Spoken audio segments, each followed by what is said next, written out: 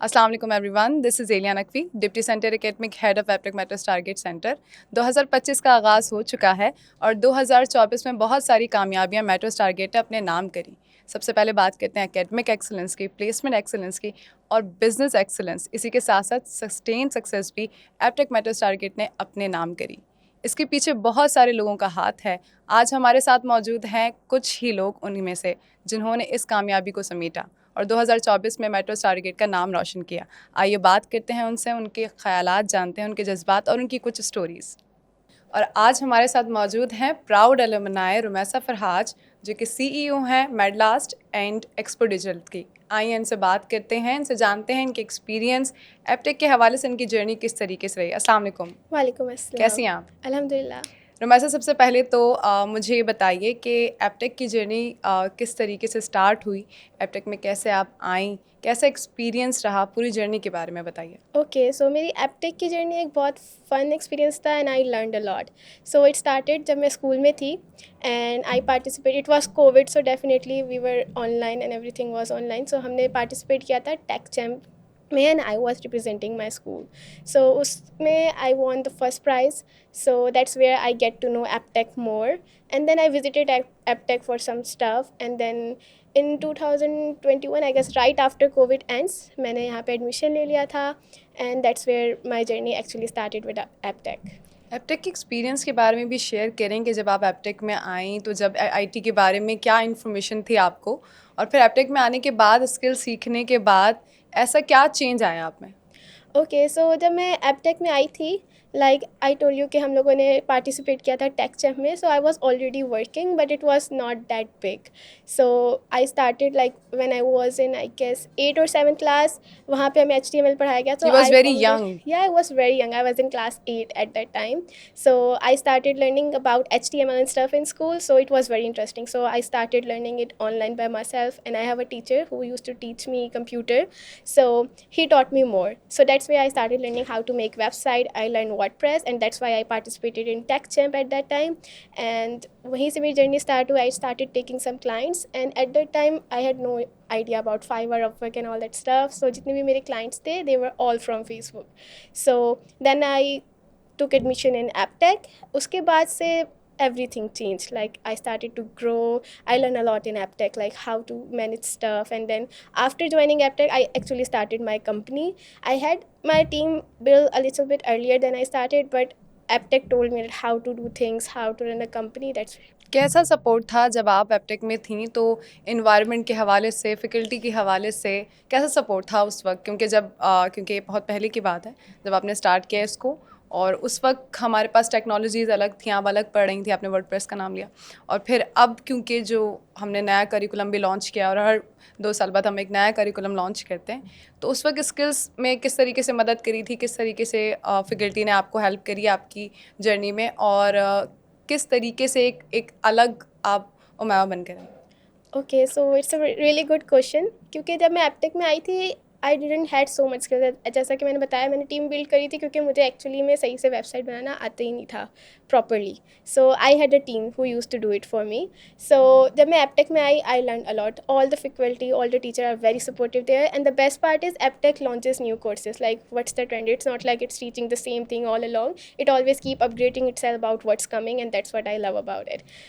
अच्छा, एक और चीज़ मैं पूछना चाहूँगी रुमैसा आपसे कि स्किल्स, क्योंकि आप मार्केट को भी जानती हैं, now you are the CEO, तो स्किल्स कितनी ज़्यादा ज़रूरी हैं हमारे बच्चों के लिए? क्योंकि जब वो आता है एप्टेक में तो उसे बिल्कुल भी नहीं पता होता कि मार्केट में किस तरफ जाना है, डिग्री को परस्यू करना है, स्किल सीखनी है, तो मार्केट में कितनी ज़्यादा डिमांड है टेक्नोलॉजीज़ की?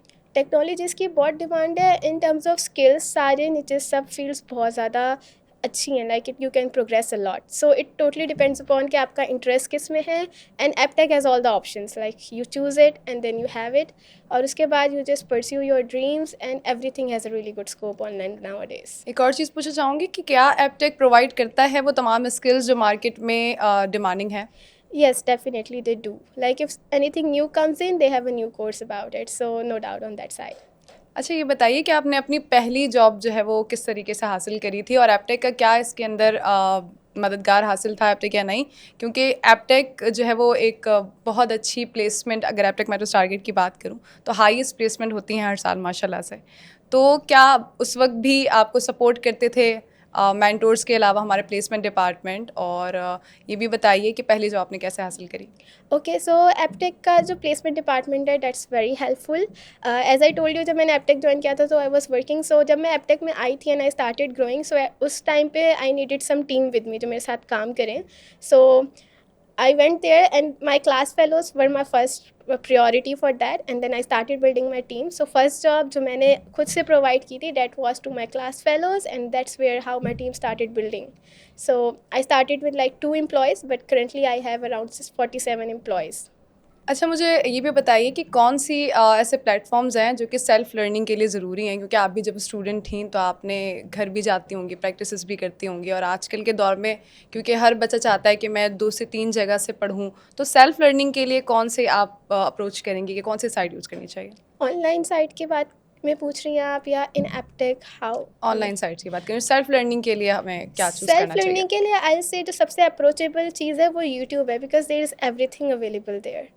So if you are seeking for something, go to YouTube first and see how it's working, and then there are so many websites. Choose the one that अच्छा, you like. बच्चे जो है वो demotivate भी हो जाते हैं कि जब जैसे आपने बोला कि आपने जॉब हासिल करी, तो डिमोटिवेट भी हो जाते हैं इन सेंस ऑफ कि उन्हें जॉब वगैरह नहीं मिल रही होती, वो ट्राई कर रहे होते हैं, क्योंकि हमारे एप्टेक से पढ़ने के बाद एक बच्चा फ्रेशर भी होता है कुछ, जिसने जॉब वगैरह नहीं की होती, एक्सपीरियंस वगैरह नहीं होता, तो उनके लिए क्या गाइडेंस है आपकी तरफ से?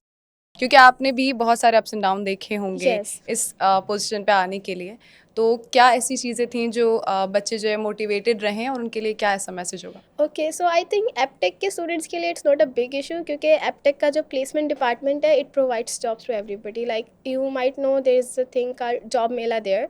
सो a lot of people come there and they get the jobs, and Aptech खुद भी अपने स्टूडेंट्स को बहुत ज़्यादा फैसिलिटेट करता है इस बारे में कि उनको जॉब्स, हम लोग वो खुद ही काफ़ी सारे एपटेक स्टूडेंट्स को विद इन द एपटेक बहुत अच्छी जॉब्स और प्लेसमेंट्स मिल जाती हैं. So that's a good thing. And if the people who are not associated with Aptech they can also join all this. लेकिन अगर नहीं मिल रही है, so it's really easy. Like you keep trying, you make sure कि आपकी CV बहुत आप अच्छी क्या है. करती थी जब डिमोटिवेट होती थी, जब कोई चीज़ नहीं हो रही होती थी, तो ऐसा क्या करती थी आप? मैं उस पर काम करती थी. When you continuous work on something you achieve it at a point. So मैं ट्राई करती थी. मैं बहुत बार फेल हुई हूँ, ऐसा नहीं है कि I tried and I get in. मैं बहुत बार फेल होती हूँ. So I just keep trying again and again and again, and one day you are successful.